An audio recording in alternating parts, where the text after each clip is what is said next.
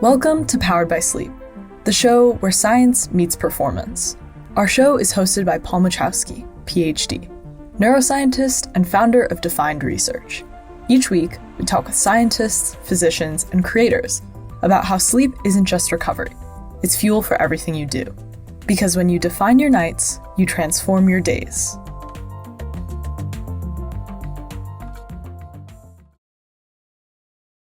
I'd like to introduce our special guest today, Dr. Nicholas Nissen. Dr. Nissen is a board-certified psychiatrist. He received his undergraduate degree from the University of Notre Dame, went on to medical school at Brown University, and after that, he completed a residency in adult psychiatry at Harvard Medical School. Dr. Nissen is also trained in cognitive behavioral therapy for insomnia, which is basically the first intervention that doctors use to treat insomnia. He is also a serial entrepreneur and a co-founder of Inside the Boards, the world's largest medical education podcast platform, as well as running his own podcast called Brain Health with Dr. Nissen. Finally, I'd like to just acknowledge that Dr. Nissen is also a member of our medical advisory board at Defined Research. So we're really honored and flattered to have someone with your pedigree and credentials helping us guide our company forward. So before we get into the nuts and bolts of everything, I was first very interested just to know a little bit more about you. You know, why did you choose to become a medical doctor, and specifically, what led you down the path to psychiatry? Yeah, well, thanks for the question, Paul. When I was in early high school, I was totally focused on football, and dreamed of playing in a big college football team and going to the NFL, and just very focused on that. And our family got mailers from Operation Smile that did cleft lip and cleft palate repairs around the world. And something about the stories that were shared about kids who had this medical condition and were stigmatized for it, and that you could do something as a doctor to help them just really moved me, and it just felt like an even cooler thing that I could imagine for my future than being a quarterback in the NFL. So I almost overnight went from not caring at all about school to caring a lot, and getting good grades in my later half of high school, and then went on to Notre Dame for many reasons, but partially because it's a good pre-medical school, and then Brown mostly because it's a good plastic surgery program, and was very focused on reconstructive plastic surgery, and had my required psychiatry rotation. Didn't think much of it. And then one of my first patients was a guy in his mid-30s who had been sober for about a few years from opioids and had relapsed. And his girlfriend had left with his daughter, and he was just beside himself and just so, in emotional distress. And something about, having the opportunity to work with him on coming up with a plan that could be both biological and psychosocial, thinking about medication-assisted treatment for the opioid use disorder, thinking about talk therapies to help to process this, thinking about coaching, about how to set goals and hold them accountable to stay sober into the future. It tapped into kind of sports and performance, sort of sports psychology and the medical, and it just like all came together in a way that was just amazing, that it didn't feel like work at all. And I looked forward to every single morning that I was going into the psychiatric hospital, and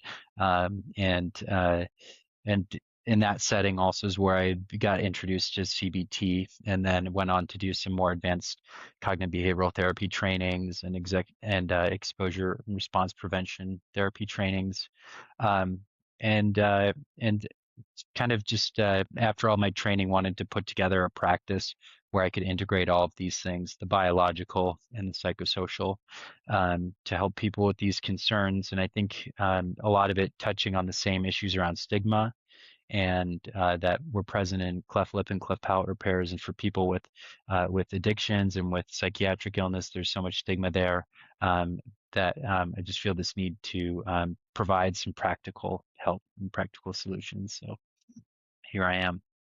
Wow, that's a fantastic story. It's always amazing to me how, even a single experience like that can change the trajectory of your life. And so Hmm. that's a really neat background. So let's go ahead and dig into the topic of today's podcast, life stages and sleep challenges. So as you know, at Define Research, we're mostly interested in sleep disorders like insomnia. So before we dive into the overlap between sleep disorders and psychiatric disorders, I was hoping that you could first help us walk us through some of the basics of how we sleep at different stages of life. More specifically, what does sleep look like and change from going from an infant to a child, teenager, adult, senior, and so on? Absolutely. Yeah, so there are some major differences, and a lot of people are familiar with what happens early in life, and something I'm aware of right now. I have a newborn, and so early in life, just sleeping so much more, and the sleep architecture is different from what it looks like both in adulthood and when we're elderly. There's a high amount of REM sleep in infancy compared to later in life. And you'll notice that if you ever see a newborn, their eyes are moving. It's a rapid eye movement sleep, REM sleep. Their eyes are moving as they're sleeping. And there's so much that's going on in the brain as far as the synaptogenesis, the neuroplasticity, the integration of sensory that's happening, that really is, makes this such an active time of sleep. Um, then normally there's changes going into infancy and into childhood, and then a bigger change that's happening around adolescence. So everyone, seems to notice that, sleep first consolidates in children into kind of longer stretches of kind of a single sleep period for children, and then in adolescence, then there's a decline in stage three of sleep that's happening, but the total sleep need, is by now, 8 to 10 hours, so still even a bit more than for adults. Um, so those are where some, major shifts happen in early in life. We go into adulthood. This is where even though N3 continues to decrease, we still do have a general sleep need of, between the 7 to 9 hours for adults. And a lot of people aren't able to meet this in adulthood, right? Because we got work or we have kids, or it can be very difficult.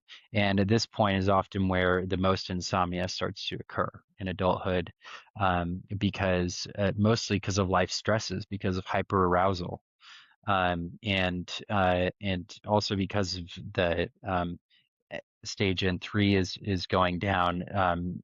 People feel sometimes like their sleep is less restorative, um, and so you know this is where a lot of people have their struggle is in adulthood, and then going into later in life, in older adults, this is where the N3 continues to decline and can almost go away. And so this is why there tends to be, less deep sleep in older age, and the sleep seems to be a bit more fragmented.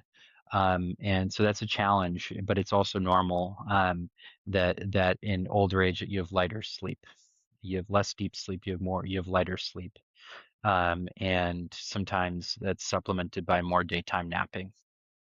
So that's a little bit of an Yeah, overview of how, yeah, the stages. great, great, great. Yeah, it's continuously changing. So, Yeah. it seems that oftentimes many problems associated with sleep also have some component of like irregular circadian rhythms. Hmm. And so I was wondering if you could touch a little on that, if you could explain how circadian rhythms, the basics, and how they're altered by aging. Yeah, absolutely.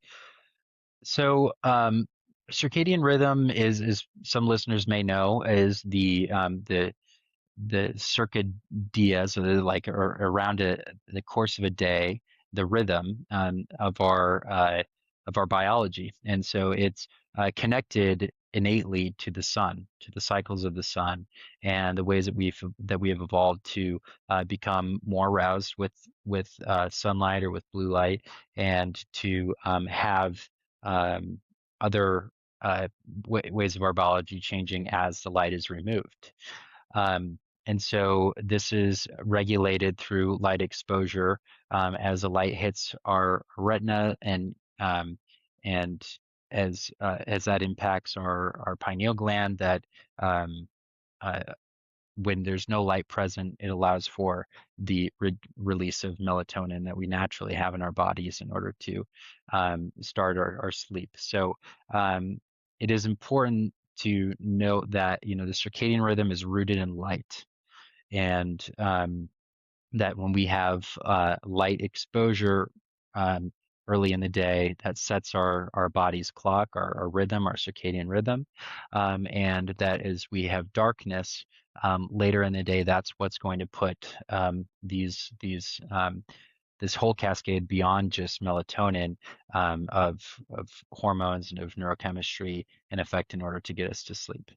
And so that's why it's very important, especially in the modern day when a lot of people are on their phones and have a lot of blue light exposure.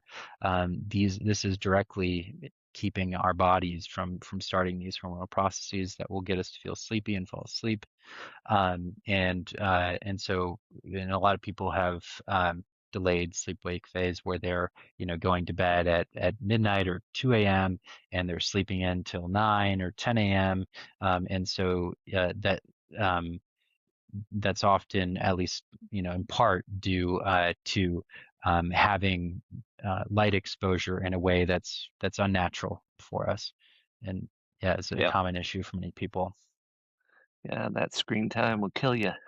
Hmm.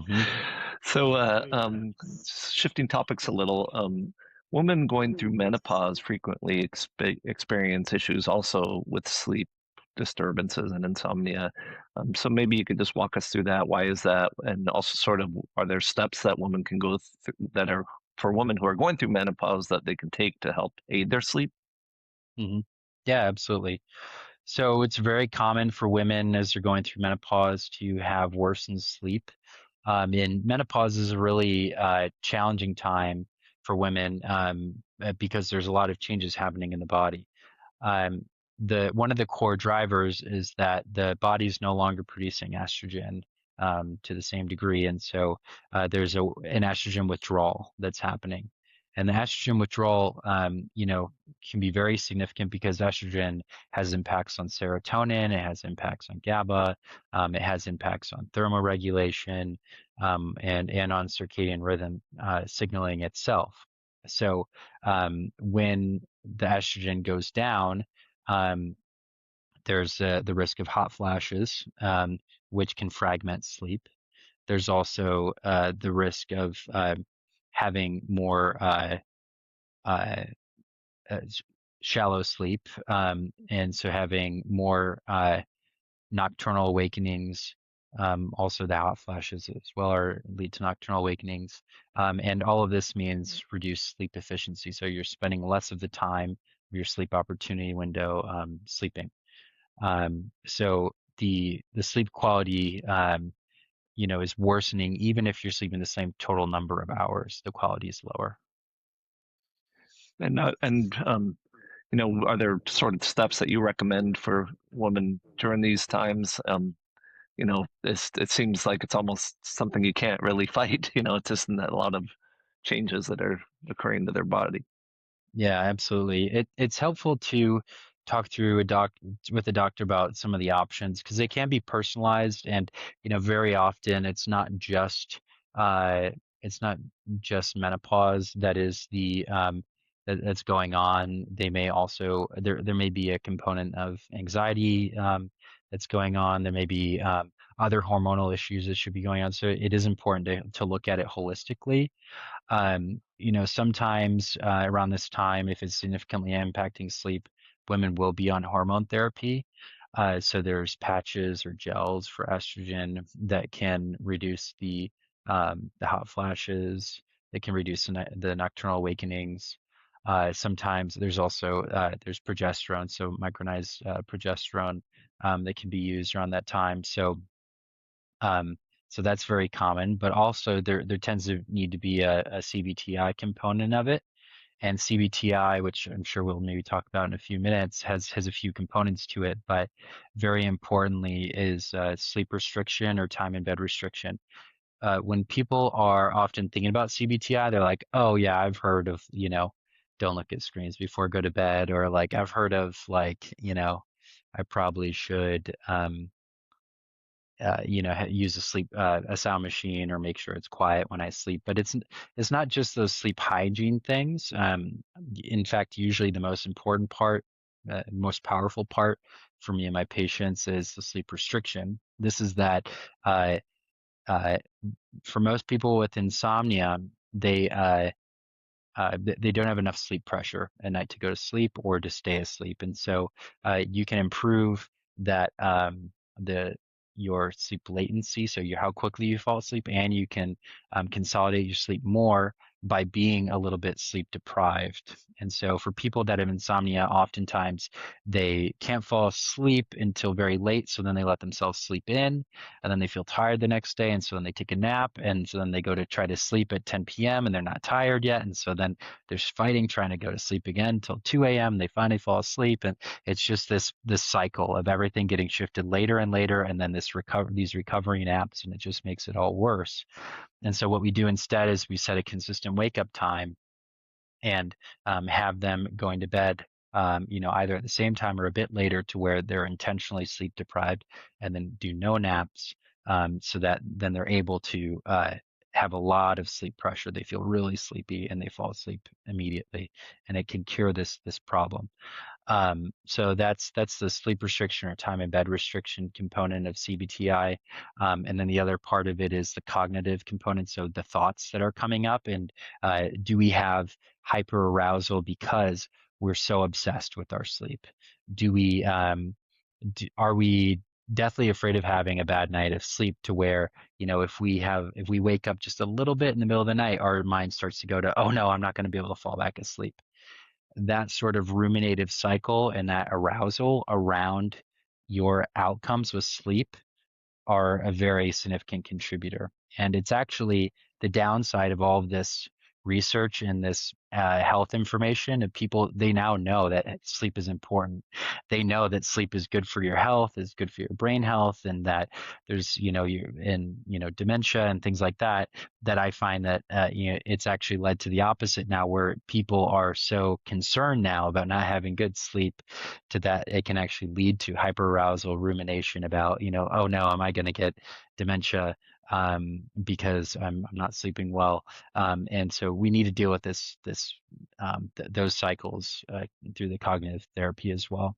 I've gotten on a CBTI sort of tangent because I know we're talking about menopause, but this is often a Yeah, part of it. yeah, And there's other, sleep medications or supplements that can be a part of the treatment in yeah. menopause too. Great. Yeah, thank you. Okay, so we're going to shift gears a little here and move to a more topic on a section that I sort of call sleep challenges. Um, Hmm. as you know, there's a lot of overlap between psychiatric disease or diseases and sleep disorders. And I think that you run a clinic that specializes, I believe, in anxiety disorders and ADHD, things like that. Yep. But Hmm. I think that a lot of psychiatric disorders seem to have this overlap with a sleep disorder. So, Hmm. I was hoping you could walk us through, some examples of what you see in your clinic in terms of that overlap and what's common and sort of how that all works. Yeah. So I would say it's bidirectional. So there's definitely, we'll find that being sleep deprived or not having enough sleep can lead to a lot of psychiatric symptoms or maybe a diagnosis, and then also having uh, having a diagnosis or psychiatric issue can lead to more sleep issues. So, like the first example that comes to mind is bipolar disorder. Uh, But in bipolar disorder, people can have manic episodes or hypomanic episodes where you have increased energy, increased impulsivity, grandiosity, or maybe other delusions, or in manic episodes, having hallucinations. And all of this can be triggered. A manic episode can be triggered by not sleeping. And uh, so sometimes, for example, I've seen it before in like a fraternity sorority setting. You know, somebody has no psychiatric history, and then when they're doing their initiation, uh, crazy overnight things where they're sleep restricted, they're not allowed to go to sleep because there's some event or something, that it can actually trigger the first manic episode, which could be quite severe, where then maybe the person doesn't sleep for several days and they're hallucinating or they're acting very erratically or aggressively. Um, and so that would be an example of a manic episode triggered by sleep restriction. And similarly, in classic major depressive disorder, there's decreased sleep, but there's also um, other forms of major depressive disorder where atypical features where you're sleeping more, you're eating more. So those sorts of things can be seen as well. Talking about ADHD and learning problems, very, very often I get somebody that comes to me who, they believe that they have ADHD, they believe that they have a learning disorder, dyslexia, or something like that. And when I ask about their sleep, and I ask very specific questions, they do say, "Oh yeah, my partner does say that I snore, or that I'll freak out my partner sometimes because it seems like I like died in my sleep or something," and what they're describing are the apneic events, and that maybe they have undiagnosed sleep apnea. And if you have undiagnosed sleep apnea, you're having moments where you're unable to breathe, where you're stopping to breathe multiple times throughout the night. And so you're having these dips in your blood oxygen level from not breathing until it's enough to alert your system and have you, jerk out of your sleep. So you're having very fragmented sleep. Your sleep's very broken up. It's very low quality. And this leads to focus issues during the day. And so sometimes I'll find, somebody thinks they have ADHD, but they really have obstructive sleep apnea. And once we manage that, they don't need to be on any sort of ADHD medication. Those are two, quick Great. examples, but pretty high Yeah. yield. Yeah. Yeah, great. Yeah, I find this sort of bidirectionality quite fascinating, Hmm. especially coming at it from like how we do from the sleep side. And so I'm curious, have you ever had cases where um, someone thought they might have a psychiatric disorder, but it ended up being that the root cause was actually a sleep disorder, and treating the sleep disorder alleviated some of the psychiatric burden. I wonder, I was just curious if that ever happens, or is Absolutely. yeah, Yeah. Hmm. oh Yeah. I wow, mean, the common example would be, an undiagnosed obstructive sleep apnea. There are other issues though that, let me think of some other examples other than sleep apnea. A primary insomnia, absolutely, where, somebody doesn't they their sleep disorder is an insomnia, and that is obviously leading to either ADHD like symptoms or anxiety symptoms or depression sort of symptoms, and that if they can just fix the sleep, that those things resolve on their own. yeah. um So it sounds mhm. that sleep is really a sort of important part of your ultimate diagnosis of psychiatric patients because it Oh can yeah. have such a powerful effect on it. Yeah, so maybe you could speak more broadly, like how do you approach treating sleep issues in your patients with psychiatric disease? Yeah. So um very often, if there's suspicion of a sleep disorder, then I work closely with a sleep clinic that where we're able to do sleep studies. So we'll do some initial sleep studies that are looking at a few different things, but definitely are screening for obstructive sleep apnea. But they can reveal a lot of other things as well. We can see how fragmented someone's sleep is. Um, so even if they're not having signs of apnea, they might have very fragmented sleep, or we might see that they have a lot of sleep latency, so it takes them a long time to fall asleep. But so just characterizing their sleep to understand the issue is the important first step. So doing a good sleep study, and the ones that we do it's multi-night. Usually people are doing at least a week in a row, if not the full month. It's at home, but it's a device that they can use at home for up to a month. Um, so that's been really great, and a really great thing for patients in my clinic. So then once we can see what the issue is, it can help to direct our treatment. So if we do discover that they have undiagnosed obstructive sleep apnea, then there's options for that.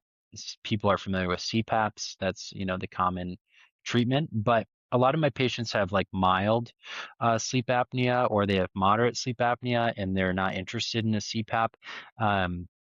Or in some of these other devices or oral appliances. And a lot of people with mild or even moderate sleep apnea can benefit from some conservative measures.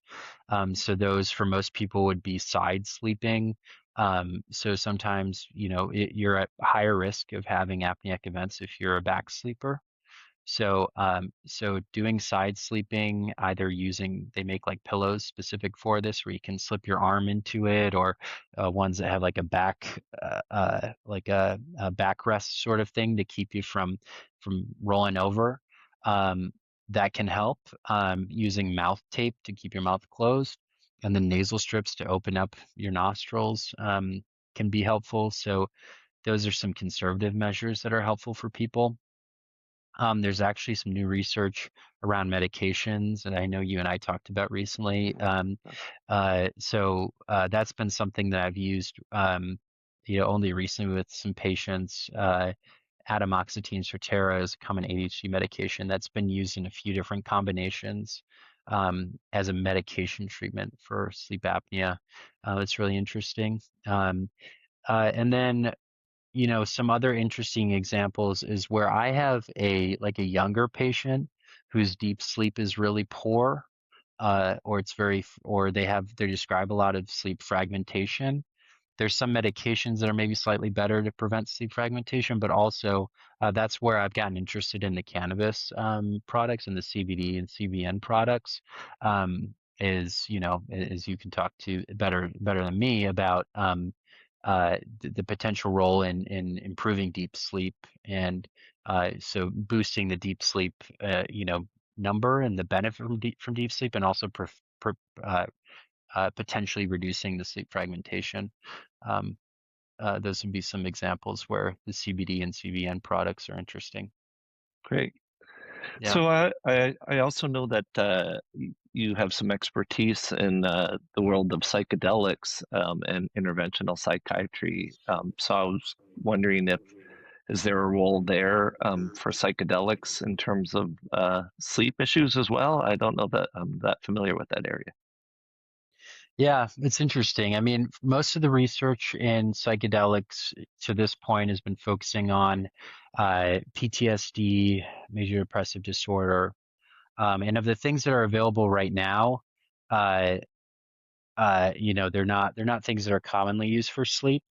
Um, but the ways that these are looked at, especially in combined with the processing therapy, um, things like psilocybin or MDMA, is that they're allowing for a degree of processing, around the therapy that's more profound than what people are able to do in a unmedicated therapy or from like antidepressant type medications alone. So potentially they could help sleep upstream by by having a reduction in anxiety. For example, there's psychedelics that are being studied for generalized anxiety disorder or for PTSD also, and by reducing the anxiety symptoms or the PTSD symptoms, that's reducing that hyperarousal that could interfere with sleep. So that's a Yeah, potential way. Yeah. great. Yeah, that whole area is quite fascinating and new, so I'm really curious to see how it evolves. Yep. So, yeah, I'd like to thank Dr. Nissen for being gracious to come on our podcast today and learn more about this overlap between psychiatric diseases and insomnia. If you want to learn more about Dr. Nissen's medical practice, probably the easiest is to go to your website, I would guess, right? Is it Yep, that's right. nissenclinic.com? That's right. That's it. You can And find me there. okay. And if any of you want to learn more about brain health in general, you should check out Dr. Nissen's podcast that he runs himself called Brain Health with Dr. Nissen. It's really excellent. So I suggest you check it out. And thank you again for joining us. Of course. Thank you, Paul.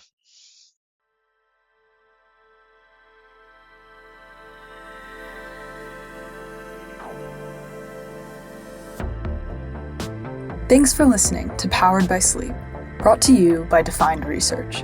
If today's conversation helped you rethink the power of rest, share the episode and subscribe wherever you listen. You can learn more at definedsleep.com and follow us at definedsleep for data, research, and updates from our studies. Until next time, rest smarter, live stronger.